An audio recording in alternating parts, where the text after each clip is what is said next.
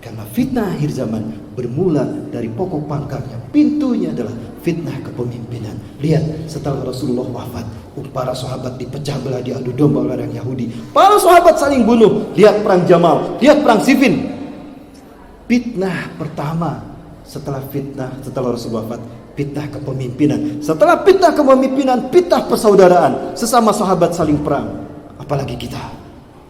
Dan setelah itu baru fitnah dalam al-aqidah, muncul aliran-aliran sesat.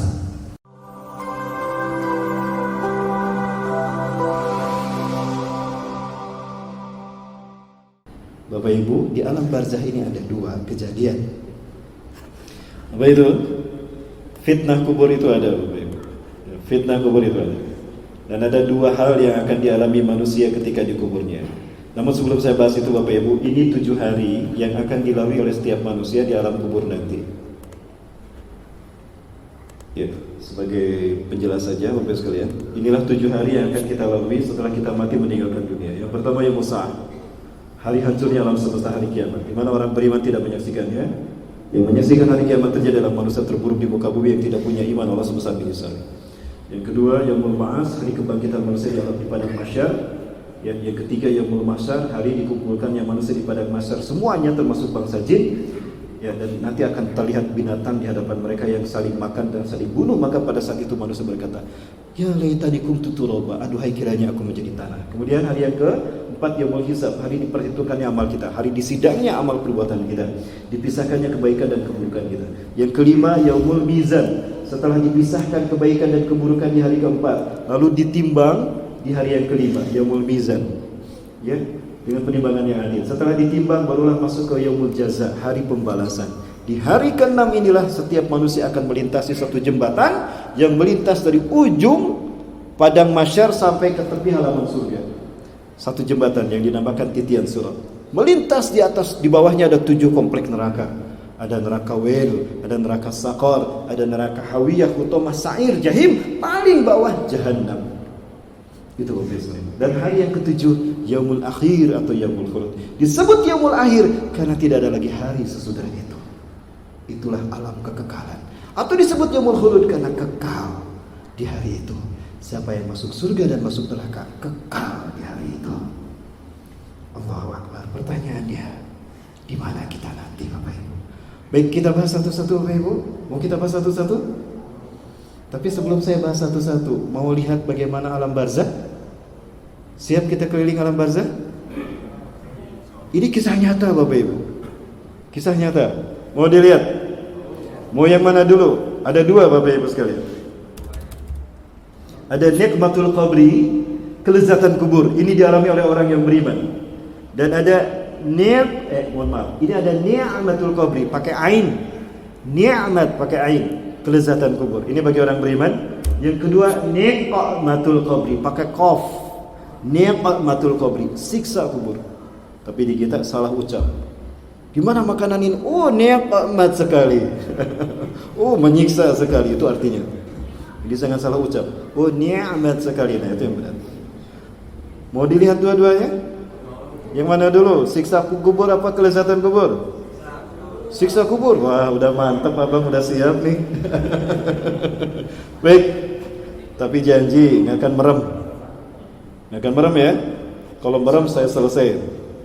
Para-para nikmati Allah Subhanahu wa taala. Ini adalah kisah nyata, tapi mohon maaf sekali lagi. Saya memperlihatkan ini sebagai pelajaran buat kita. Saya tidak bermaksud menampakkan keburukan. Tidak. Ini pun diperlihatkan. Allah pernah memperlihatkan siksa kuburnya Abu Jahal kepada Rasulullah dan para sahabat. Tujuannya apa? Agar menjadi pelajaran buat kita. Ini kisah tentang seorang pemuda muslim, agamanya Islam tapi hancur agamanya, rusak agamanya. Dia sering meninggalkan sholat, tidak taat dan tidak patuh kepada kedua orang tuanya, dan dia meninggalkan sholat. Ini gambaran dia di kuburnya. Usianya 18 tahun, meninggal ketika usia 18 tahun. Ini adalah pelajaran bagi kita Bapak sekalian. Jadi fitnah kubur itu ada. Mudah-mudahan ketika kita cerita ini menjadi kebaikan buat dia. Mudah-mudahan ya. Gak apa-apa kita doakan, karena kita mendengar penjelasan dia muslim tapi rusak agamanya. Bapak Ibu rahmati Allah Subhanahu wa taala. Nah, ini nikmatul qabri. Bayangkan baru 3 jam dimakamkan tubuhnya sudah seperti ini. Rambut yang hitam berubah menjadi putih. Kulit yang mulus berubah menjadi hitam lebam terbakar. Dan hati-hati, jangan bermain-main dengan keputusan Allah, kematian. Ini cerita nyata, seorang ustadzah cerita. Ketika itu suatu hari saya sedang periksa ke rumah sakit. Seperti biasa, kami ngantri untuk dipanggil ke ruang periksa setelah kami mendaftar. Di tengah-tengah kami menunggu giliran untuk dipanggil, tiba-tiba datang seorang gadis cantik luar biasa.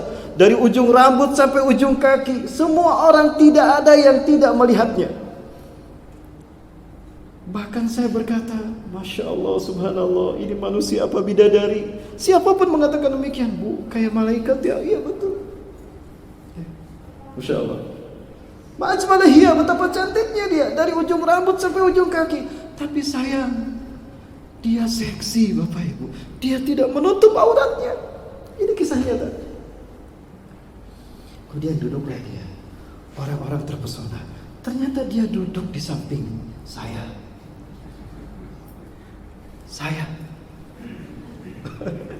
Ini cerita nyata, kisah nyata. Tapi bukan saya mengalaminya, bukan. Kalau saya mengalaminya, alhamdulillah. Ustaz juga manusia. Tiba-tiba ustazah ini cerita, ada seseorang yang membisikkan sesuatu kepadaku. Nasihati dia. Kamu sayang dia, nasihati dia. Cepat nasihati. Siapa yang mau? Gak mungkin. Dia agak jauh di sana. Ibu ini suaranya laki-laki. Bapak ini tapi kayaknya udah tua. Gak mungkin. Siapa yang ngomong? Jangan. Suara itu jelas lagi. Nasihati dia. Kalau kamu sayang dia, nasihati dia. Cepat. Jangan-jangan ini kan firasat dari Allah. Akhirnya ustazah itu memberanikan diri. Aku pun memberanikan diri menasihatinya. Assalamualaikum nak. Cantik sekali kamu nak. Siapa namamu? Waalaikumsalam Bu. Saya Fulanah Bu. Cantik sekali kamu. Semua orang di sini melihat kamu ketika kamu datang. Terima kasih Bu. Ya. Tapi sayang nak, kenapa kamu tidak menutup auratmu nak? Dosa kamu memperlihatkan auratmu, dan itu sumbangan jariah dosa untuk kedua orang tuamu. Aduh ibu, kirain mau ngomong apa Bu? Maaf ya Bu, ini kan terserah saya. Ini badan saya. Saya mau berpakaian seperti apa, itu terserah saya dong Bu. Bu, tuh yang sebelah ibu sudah masuk Bu. Ayo Bu, tunggu di sana. Silakan Bu, itu urusan saya. Jangan campuri urusan saya Bu. Mangga, silakan. Aduh, kirain gak akan ngomong gitu. Begitu duduk, bisikan itu makin kuat. Cepat, sebentar lagi waktunya habis. Nasihati dia. Waktu dia sebentar lagi. Makin kuat itu nasihat. Maka aku pun memberikan nasihat kepadanya. Tapi sebelum aku ngomong dia sudah marah. Bu, mau apa lagi Bu? Kenapa sih Ibu ikut campur urusan saya? Tidak nak, Ibu sayang sama kamu nak. Kamu cantik luar biasa. Boleh aku bertanya nak? Apa?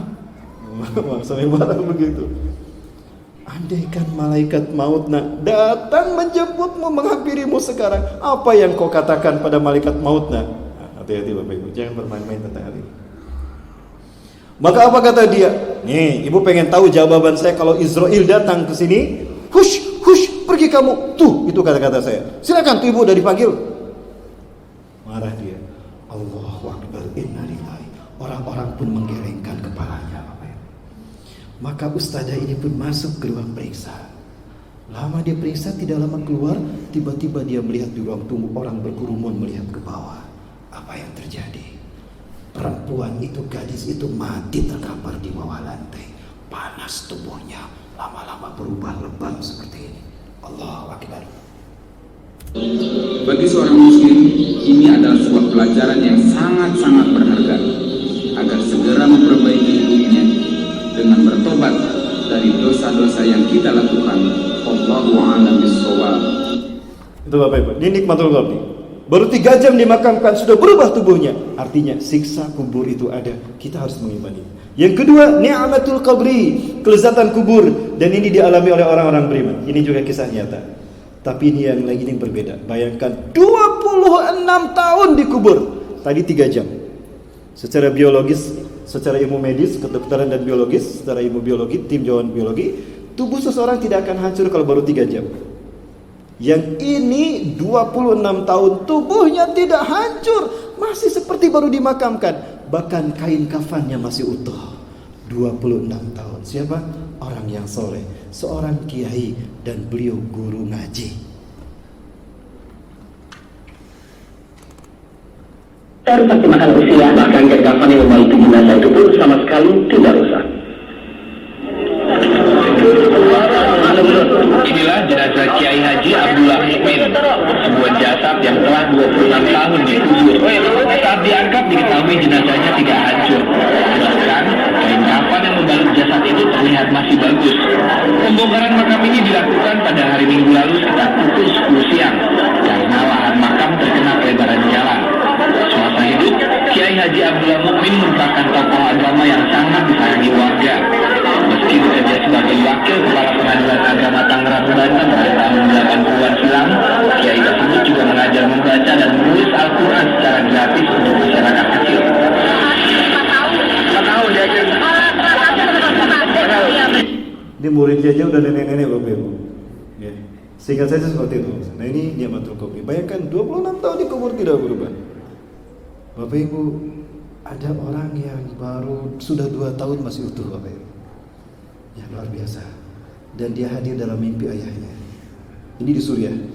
Anak kecil, anak remaja, dia penghafal Quran.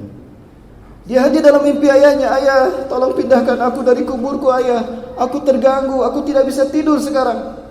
Ada seseorang yang baru datang dikuburkan di sebelahku. Dia terus setiap hari menjerit-jerit, ayah, tolong pindahkan aku. Ayahnya mimpi begitu. Mungkin ini hanya mimpi saja. Tidur lagi ayahnya, mimpi lagi seperti itu. Hingga akhirnya dia menceritakan kepada ulama yang ada di sini di Suriah. Lalu digali kuburnya. Ternyata apa? 2 tahun dikubur, anak ini masih utuh, perempuan. Ternyata anak ini anak soleh. Dia hafal Quran 30 juz dan tidak pernah meninggalkan tahajud, berbakti pada kedua orang tuanya. Di sampingnya adalah tokoh Syiah. Allah Akbar. Tokoh Syiah. Di Bandung terjadi, Pak.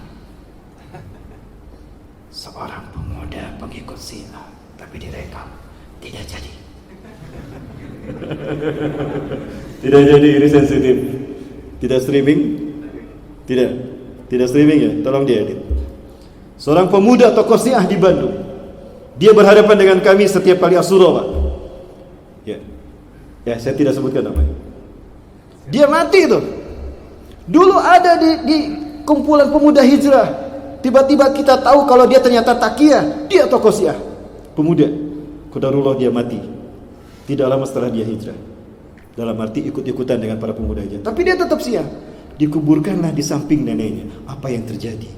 Neneknya hadir di mimpi ibunya.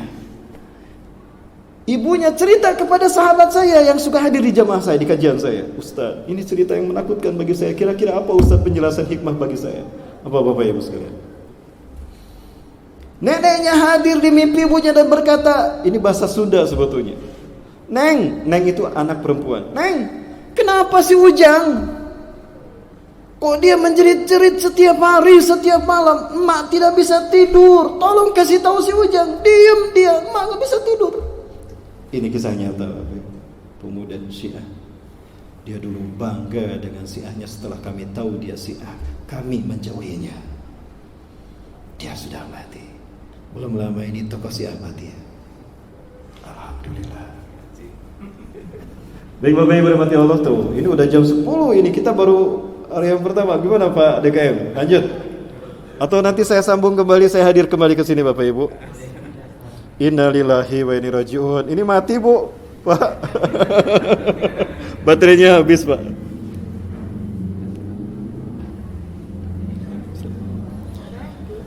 Bapak Ibu rahmati Allah. Bagaimana udah jam 10? Lanjut. Baik, Bapak Ibu saya percepat pembahasannya. Kemudian hari yang kedua Yaumul Ba'ats. Hari dibangkitkannya manusia di padang mahsyar. Ini Yaumul Sa'ah Bapak Ibu.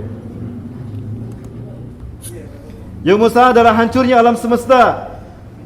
Orang beriman tidak akan menyaksikan hancurnya alam semesta. Ya, hanya orang kafir yang tidak punya iman sebesar biji sawi pun ya yang akan menyaksikan hancurnya alam semesta. Ada 7 perkara yang ada 8 perkara yang tidak akan hancur ketika kiamat. Siapa saja? Yang pertama, yang bisa menjawab dapat minyak wangi kasturi dari saya. Ayo. Masih penuh insyaallah.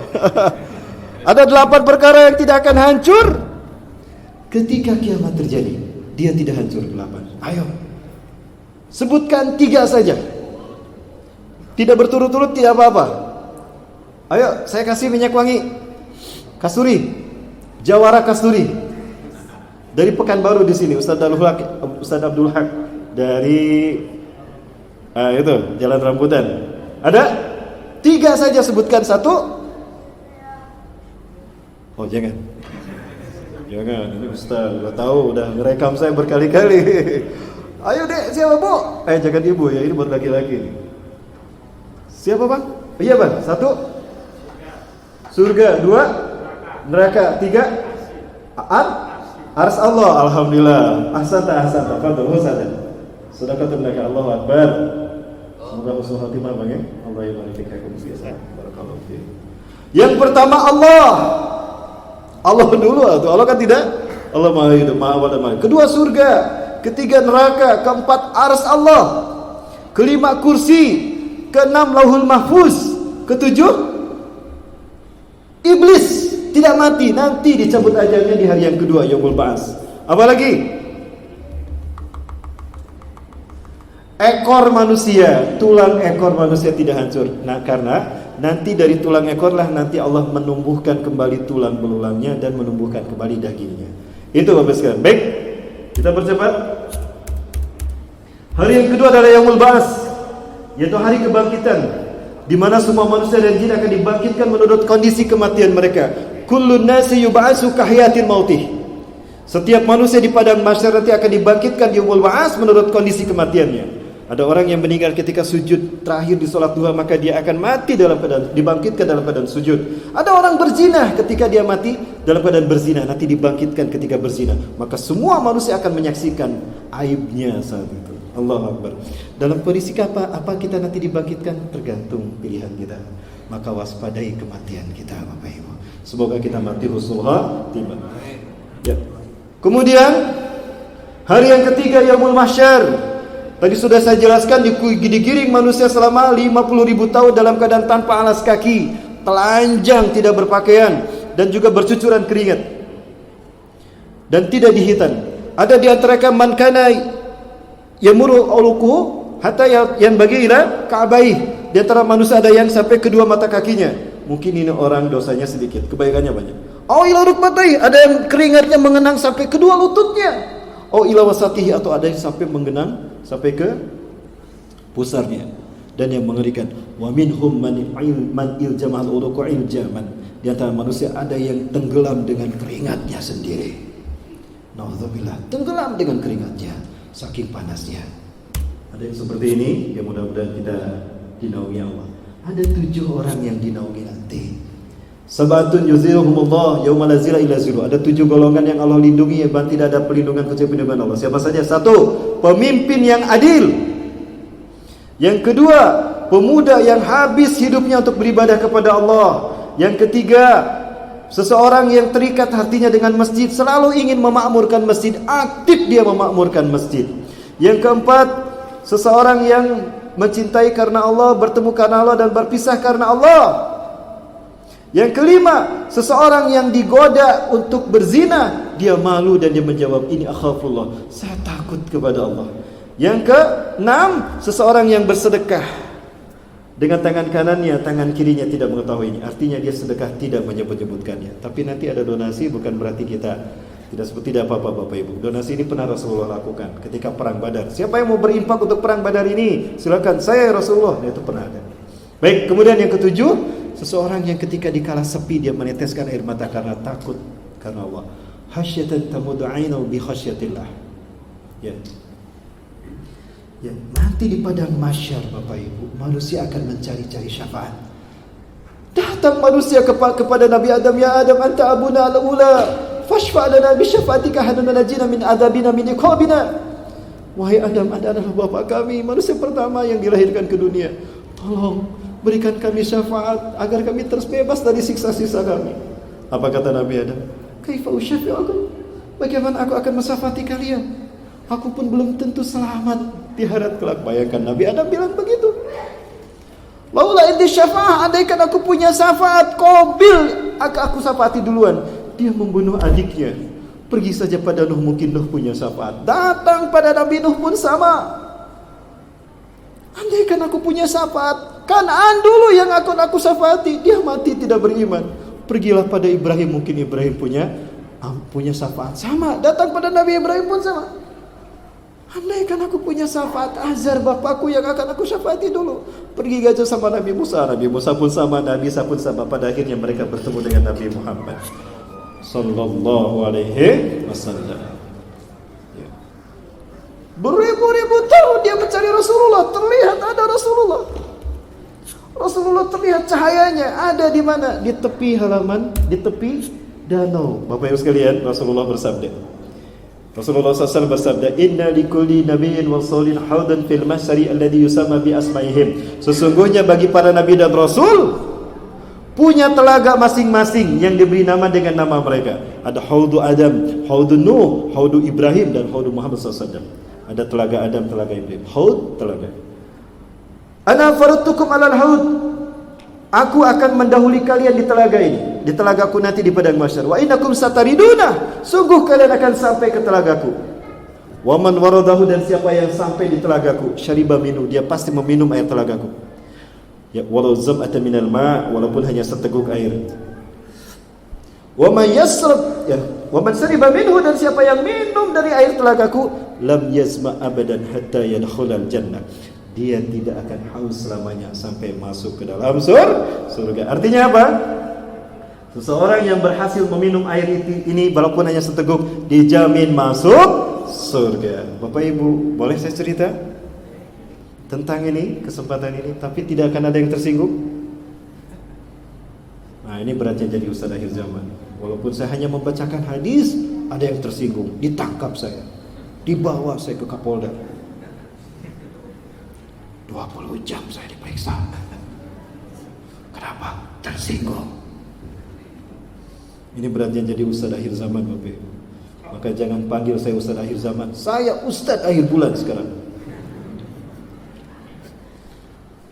Bapak Ibu, ketika orang ini sudah sampai kepada Rasulullah SAW, melihatnya, tan, hayya nasrabai hada fi haudi hada. Sini kita minum air telagaku.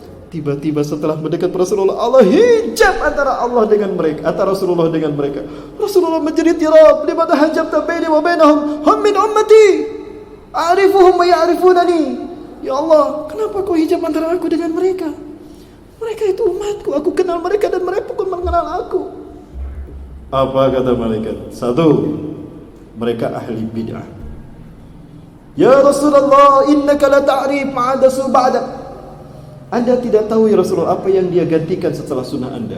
Setelah Anda meninggal, sunnah Anda digantikan. Auzubillah. Ya, ada sunnah Rasul diganti dengan sunnah penguasa sekarang. Allah. Salat kita diatur dengan sunnah, diatur sekarang dengan aturan penguasa. Madhab Qafidi.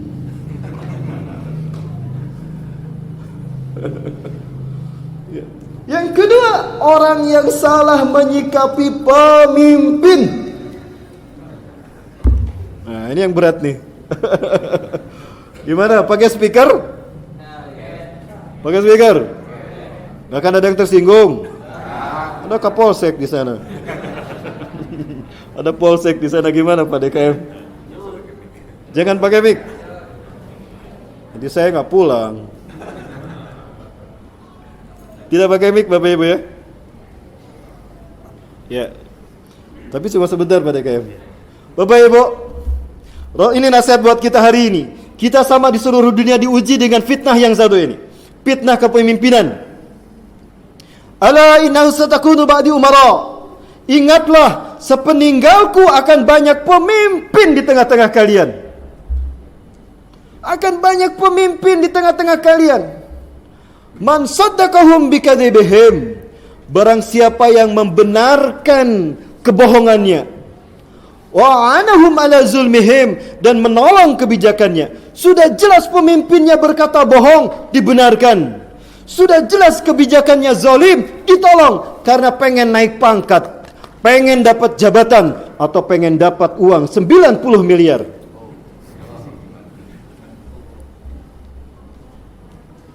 Maka apa kata Rasulullah? Faisa minni, dia bukan umatku. Rasulullah tidak mengakui keislamannya. Walastu minhu, dan aku bukan bagian darinya. Ada ulama menjelaskan takwil hadis ini, Rasulullah tidak akan membela dia ketika amal ibadahnya di sidang. Terhalang Rasulullah, tidak mau Rasulullah membelanya. Betapapun bisa dapat syafaat, tapi karena perbuatan ini Rasul tidak membelanya. Dan pemimpin yang dibelanya pun Allahok, apa Allahok? Melongok gini, kayak cebong.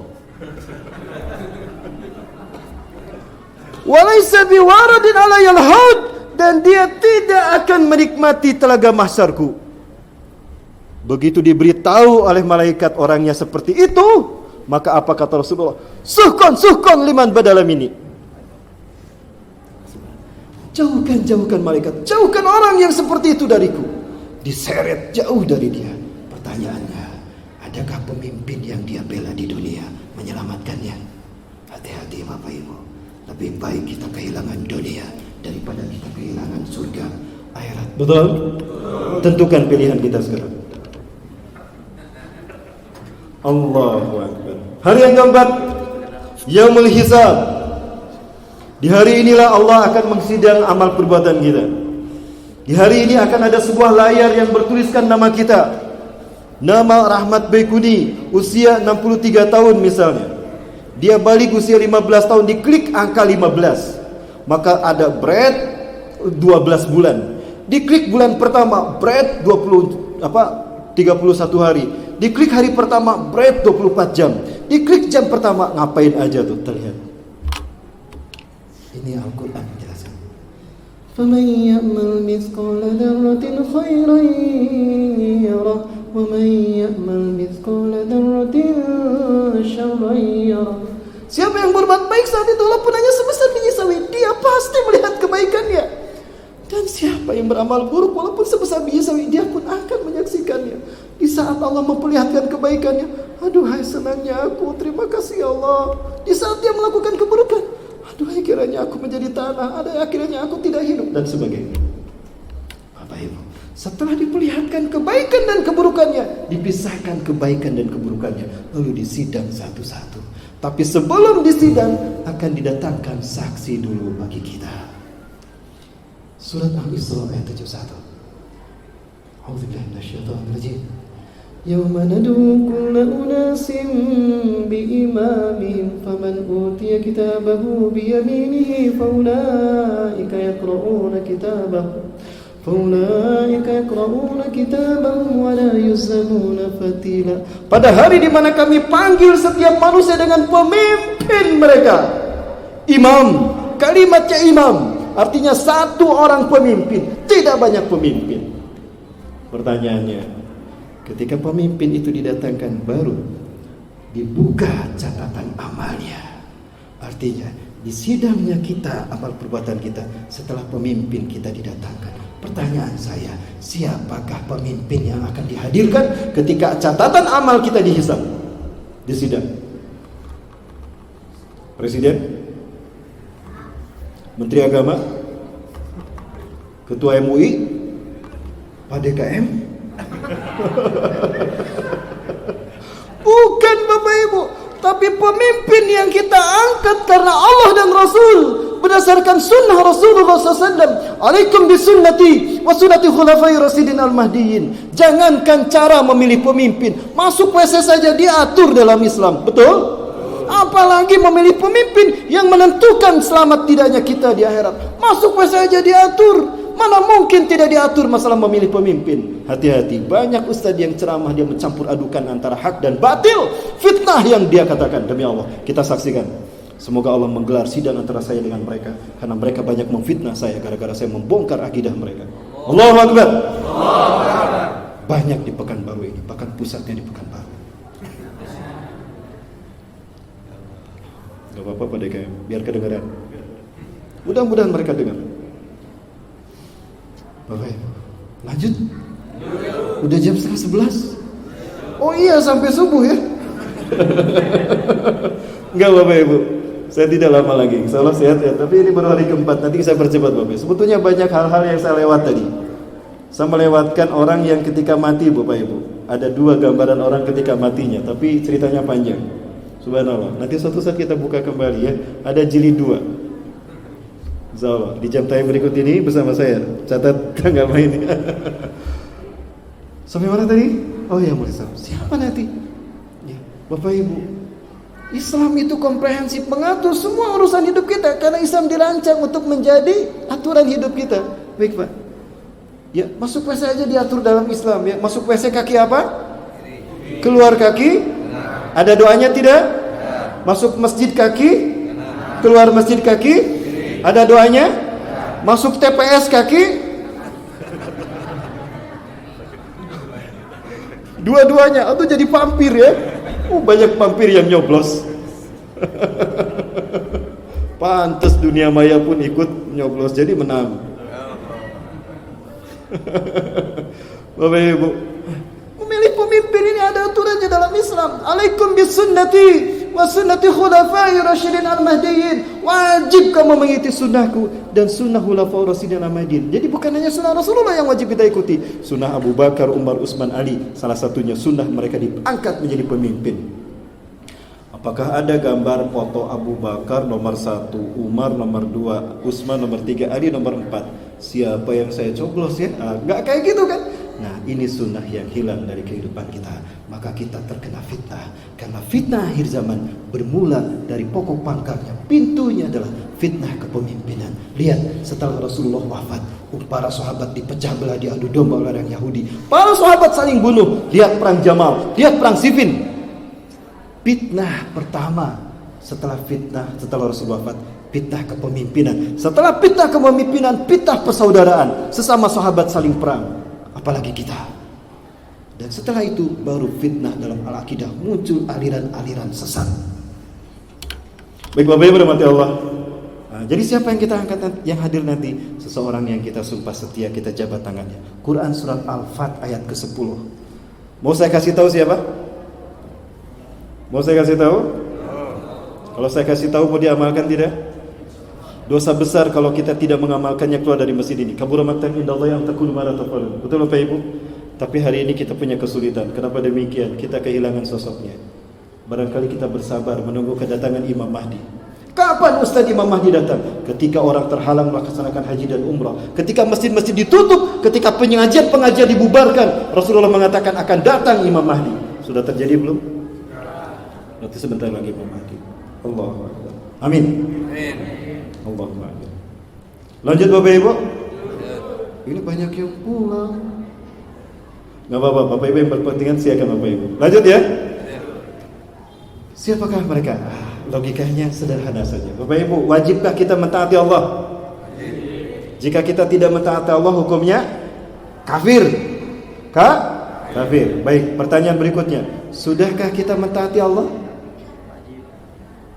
Enggak susah ya? Kok susah menjawabnya? Karena kita belum tahu ukurannya. Quran surat An-Nisa ayat ke-80. Surat An-Nisa ayat ke-80 Bapak Ibu.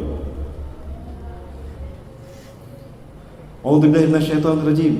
Man ata'ani faqad wa man yutir rasula faqad ata'a Allah wa man tawalla fama arsalnaka 'alaihim hafiza. Barang siapa yang mentaati Rasulullah maka dia telah mentaati Allah. Barang siapa yang berpaling dari mentaati Rasulullah maka kami tidak mengutus Muhammad untuk memelihara mereka. Ukuran taat kita kepada Allah adalah taat kepada Rasulullah. Ya, karena taat kita kepada Allah wajib ukurannya Rasulullah, maka taat pada Rasulullah wajib. Maka kafir orang yang tidak taat pada Rasulullah. Pertanyaan berikutnya, sudahkah kita taat pada Rasulullah SAW? Ya, apa ukurannya Pak? Sudah Ustaz, kapan ketemu Rasulullah?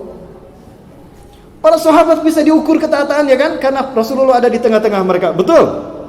Sudah ada para sahabat tadi, Rasulullah ada di tengah-tengah mereka. Mudah diukur ketaatannya. Sekarang bagi kita, Allah gaib, Rasulullah tidak ada. Lalu apa ukurannya? Jangan ngarang Bapak Ibu. Kembalikan pada Quran dan Sunnah. Karena perintah ini datang dari Quran dan Sunnah. An-Nisa 59. Ya ayyuhalladzina amanu atiiullaha wa atiiur rasulahu wa ulil amri minkum. Hai orang-orang beriman, taatlah kamu kepada Allah, Rasul dan pemimpin di antara kita. Bapak Ibu sebentar. Yang diseru siapa? Orang beriman. Bukan orang yang tidak beriman ikutan, enggak. Kalau pemilu campur aduk kan semuanya ikut. Betul? Itu bukan sunnah kita. Dan bukan itu yang dimaksudkan. Yang dipanggil orang beriman, hai orang-orang beriman, taat pada Allah, Rasul dan pemimpin di antara kamu yang beriman. Dia beriman dan diangkat berdasarkan Quran dan Sunnah. Itu nanti akan menjadi saksi kita di saat amal ibadah kita disidang di hari yang keempat. Demi Allah, tolong, sudah saya sampaikan, jangan saya hisab di hadapan Allah. Jangan pertanyakan pada saya, Bapak Ibu. Sudah saya sampaikan, Bapak Ibu. Tapi nampaknya memang kita harus menunggu sekarang. Ketika tidak ada ulama lah yang harus kita ikuti. Ulama yang mana? Ulama yang lurus, bukan ulama yang garis miring. Maka bedakan penyebutannya. Kalau ulama yang lurus, ulama. Kalau ulama yang garis miring, lama. U-nya panjang, lama nyebutnya. Baik, itu hari yang keempat. Kita bercepat hari yang keenam, hari yang kelima. Setelah dihisab, dicatat, disidang. Setelah disidang maksud saya, dipisahkan kebaikan dan keburukannya, baru ditimbang di yaumul mizan. Bapak Ibu, di hari ini penimbangannya adil. Ada satu amalan yang mizan tidak kuasa menimbangnya. Amalan apa itu? Mau saya kasih tahu? Kita baca sama-sama. Ya, kita sama-sama Bapak Ibu baca. Subhanallah wa bihamdihi subhanallahil azim subhanallah wa bihamdihi subhanallahil azim subhanallah wa bihamdihi subhanallahil azim. Itu dia. Kalimatani khafifatani 'alal lisan sakilatani fil mizan wa habibatani 'alar rahman. Ada dua kalimat mudah diucapkan, berat timbangannya di mizan, dicintai Allah yang Maha Rahman. Ya, kalimat itu. Siapa yang mengucapkan ini dengan ikhlas penuh pemahaman karena Allah, ikhlas karena Allah, Allah tanamkan satu pohon kurma di surganya. Satu kali. Nah, barusan kita 3 kali, nanti ada 3 pohon kurma nunggu kita. Amin. Batangnya terbuat dari yakut, kata Rasulullah, perhiasan yang mahal. Wa ihnuhu min adhab, rantingnya dari emas. Wa tamruhu, dan kurmanya ahalla minal asari wa abyadu minal labani, lebih manis dari susu dan lebih putih dari susu dan lebih manis dari madu. Itu pohon kurma. Satu kali kita mengucapkannya. Mau tambah lagi? Tambah lagi sama-sama 3 kali lagi. Subhanallah wa bihamdihi subhanallahil azim subhanallah wa bihamdihi subhanallahil azim subhanallah wa bihamdihi subhanallahil azim. Ya malaikat Allah, betapa indah ini pohon kurma berlapis-lapis. Kalau kita di atas pohon sawit sekarang yang kita lihat, di sana nanti pohon kurma, Pak. Amin. Amin. Siapa yang menanam ini? Indah sekali. Anda, Tuanku. Oh, saya baru masuk. Enggak, Anda menanamnya ketika di dunia. Caranya gimana? Bukankah Anda suka berzikir ini? Nah, itu salah, ya. Baik, maka rajinlah berzikir. Baik, kemudian kita percepat Bapak Ibu. Hari yang ke-6 Yaumul Jaza. Hari di mana manusia akan dibalas kebaikan dan keburukannya. Di mana pada hari ini semua manusia melintas di titian sirat. Ini Bapak Ibu. Saya memahaminya, jika saya salah mohon diluruskan. Tidak rambut dibelah 7, susah tuh Bapak Ibu, ya. Jangankan dilintas, dilihat pun gak kelihatan rambut dibelah 7, betul? Itu maksudnya tingkat kesusahannya. Saking susahnya, seperti rambut dibelah 7. Maksudnya kalimat sepertinya jangan dibuang. Wa minhum may yamurru 'alai kalamil basar. Di antara manusia ada yang melintas seperti kedipan mata, di absen, pulang, hadir, satu kedip dia sudah ada di tepi halaman surga. Au kalbarki, atau seperti petir. WRB hadir, dar. Amin. Amin. Makasih Ustaz. Seperti petir. Au karukubi hisanil jud, atau seperti naik kuda balap, sampai gajah. Allahu Akbar, berhasil. Au karukubil jamal, atau seperti naik unta. Aduh, lama banget ini, masih jauh, panas gitu. Tapi sampai yamshi alal aqdam, atau jalan kaki Bapak Ibu. Ada orang yang hampir sampai ditangkap, dilemparkan ke dalam neraka. Nauzubillah. Siapa mereka? Tadi yang nasibnya sama ketika diusir dari telaga mahsyar. Ini hanya gambaran saja Bapak Ibu, tapi betapapun hanya gambaran, dahsyat luar biasa. Semoga Allah menyelamatkan kita dan tidak memasukin kita seperti orang yang satu ini.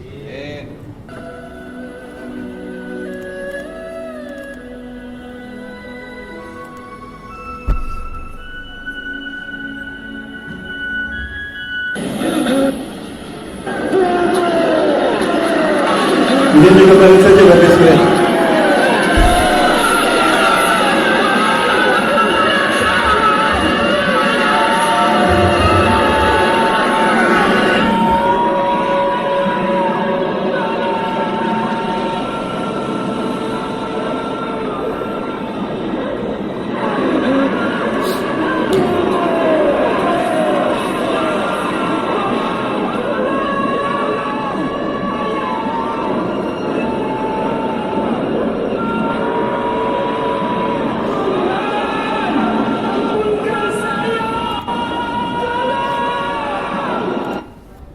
Bapak Ibu, 76 tahun baru sampai ke dasar neraka. Berganti-ganti, terbakar, hangus, mati, hidup kembali, terbakar, hangus, mati kembali. Itulah la yamutu fiha wa la yahya, hidup tidak, mati pun tidak. Bapak Ibu mati Allah, mudah-mudahan Allah melindungi kita dan Allah selamatkan kita di titian surat nanti. Amin, amin, amin ya Allah, ya Rabbal alamin. Bapak Ibu, saya cepat Bapak Ibu karena waktu kita tidak cukup. Baik, ini 3 tanda neraka Bapak Ibu, berdasarkan apa yang saya baca di dalam beberapa nas. Yang pertama neraka wel bagi mereka yang lalai solatnya. Yang kedua neraka sakor bagi muslim yang tidak solat. Yang ketiga neraka hawiyah bagi mereka yang suka mengumpat dan mengumpi, ngomongin orang lain dan siapapun ya, nauzubillah. Kemudian neraka hutamah, di bawah neraka ada neraka sa'ir, ada neraka jahim dan jahannam. Ya, itu Bapak sekalian. Baik, kemudian kita bercepat. Ada jahannamiyun, ada orang yang masuk neraka kemudian dia diselamatkan dari neraka. Orang-orang menyebutnya jahannamiyun. Orang yang tadinya masuk neraka kemudian masuk surga, dia disebutnya jahannamiyun. Maka ahli surga menyebutnya, "Hei jahannamiyun, kemana aja? Kok kamu baru masuk surga? Bukankah kamu ahli ibadah?" "Ya bro, gua maksiat juga." Lalu dia mengadu kepada Allah, "Ya Allah, si fulan memanggil saya jahannamiyun, tolong ya Allah cabut sebutan itu, aku tidak ridho." Baik, maka Allah pun mencabut sebutan itu, maka dia pun tidak lagi disebut jahannamiyun. Itu orang yang tadinya masuk neraka. Melayang-layang di dalam neraka dia. Dia panggil setiap orang untuk menyelamatkannya, bahkan dia panggil ibadahnya, dia panggil solatnya, dia panggil hajinya. Tiba-tiba sudah setengah dia masuk neraka, ada orang seperti ini, dicabut dia diselamatkan dari neraka. Orang itu sambil melayang untuk ke Nahrul Haya, sungai kehidupan, karena siapapun yang masuk neraka untuk masuk surga, mandi di Nahrul Haya, sungai kehidupan. Ya. Kemana saja kamu? Aku sudah masuk neraka separuh tubuhku, kok kamu baru menyelamatkan? Siapa kamu? Aku adalah sholatmu. Aku sholatmu. Kenapa kamu terlambat menyelamatkan saya? Bukankah kamu suka terlambat melaksanakan aku di dunia? Engkau melalaikan sholat, engkau lalai melaksanakan aku, maka aku pun terlambat menyelamatkan engkau. Hati-hati Bapak Ibu, kita mendapatkan sesuai dengan apa yang kita lakukan. Kemudian ada seseorang sudah masuk surga. Diceritakan seseorang masuk surga, "Ya Rabb, aku sudah keliling di surga ini tapi aku tidak menemukan si fulan. Mereka teman saya ya Allah. Mereka selalu menyertai saya di majelis ta'lim, kemanapun kami pergi, kami selalu bersama, kami berbagi suka dan duka. Tapi saya tidak menemukan mereka di surga ini. Di mana mereka ya Allah?" Ditanyakan kepada malaikat Ridwan. Tanyakan pada Ridwan, barangkali Ridwan tahu. "Malaikat Ridwan, di mana teman saya? Saya sudah keliling surga tapi nggak ada. Ini foto mereka, saya selfie sama mereka." Apa kata malaikat Ridwan? "Hum finnar ya fulan." Mereka di neraka. Ya Allah, apa artinya surgaku? Di saat yang sama teman-temanku disiksa di neraka ya Allah. Lebih baik aku disiksa bersama mereka. Apa kata Allah kepada si ahli surga ini?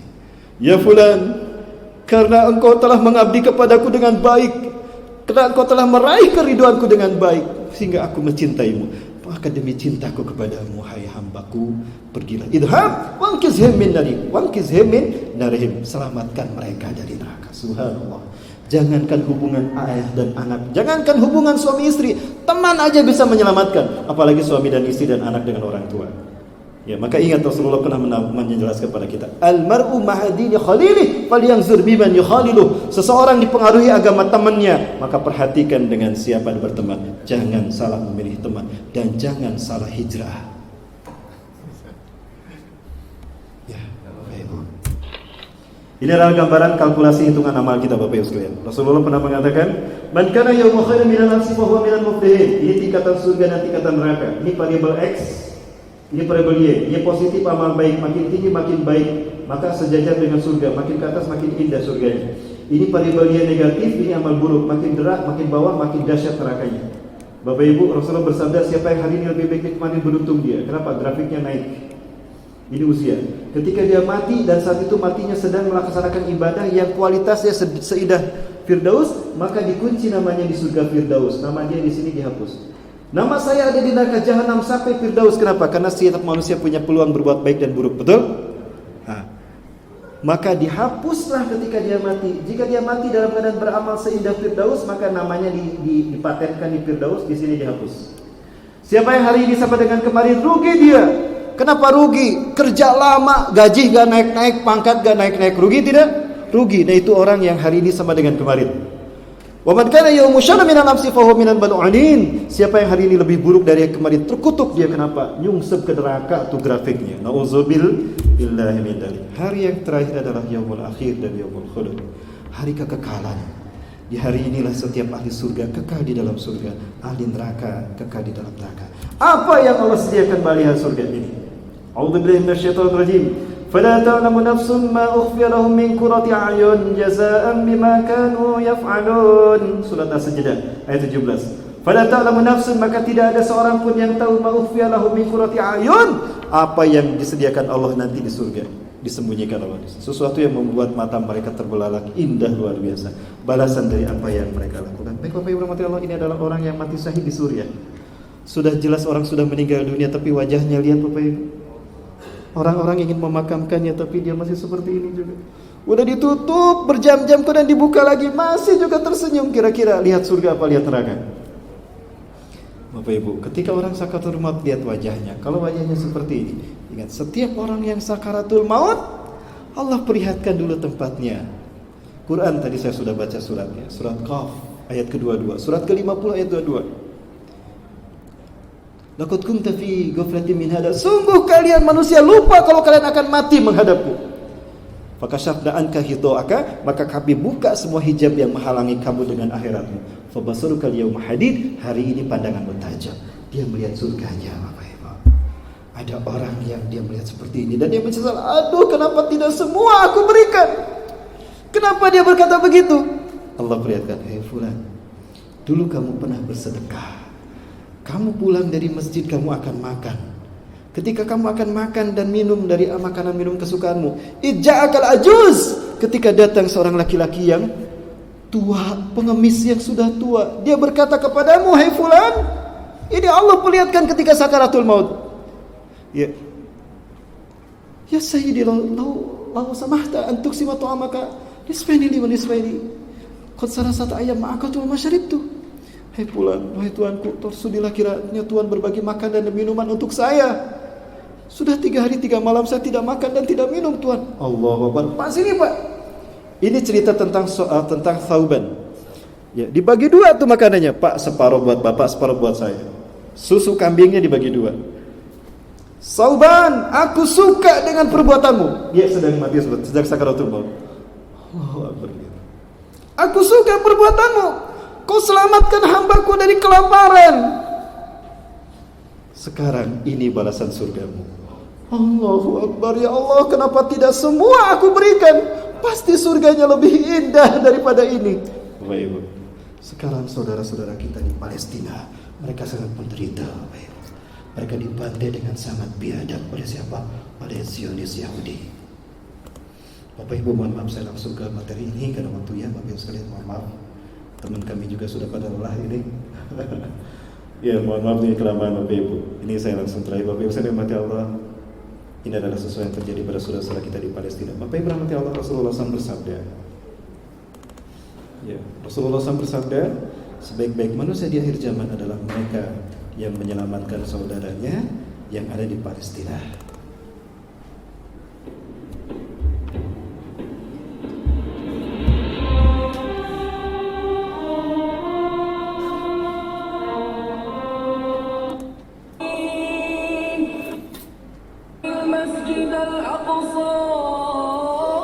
Bapak Ibu rahmati Allah, hari ini Zionis Yahudi akan segera menghancurkan kiblat kita yang pertama. Kenapa demikian? Mereka berpikir bahwa tidak ada artinya dunia tanpa Palestina. Palestina adalah jantung dunia. Menguasai Palestina berarti menguasai dunia. Karena Palestina menghubungkan semua benua yang ada di dunia. Palestina menghubungkan benua Afrika, Eropa dan Asia. Siapa yang menguasai Palestina, dia menguasai dunia. Zionis Yahudi ingin menguasai dunia, maka dia kuasai Palestina.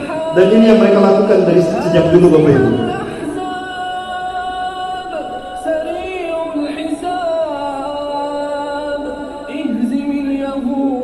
Bapak Ibu rahmati Allah Subhanahu wa taala.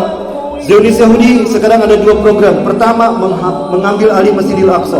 Caranya gimana? Dia lakukan normalisasi hubungan dengan negara Arab sekitar Palestina. Sekarang sudah ada beberapa negara Arab yang mengakuinya. Dubai, Abu Dhabi, Bahrain, bahkan terakhir Maroko mengakuinya. Indonesia, Menteri Agamanya sudah ada. Ini yang terjadi Bapak Ibu. Ini yang kami saksikan di Gaza dan juga yang kami saksikan di West Bank. Palestina sekarang terbagi dua. Ada West Bank, tepi barat, dan ada Gaza Strip. Ini yang kami saksikan setiap hari Bapak Ibu selama kami berada di sana.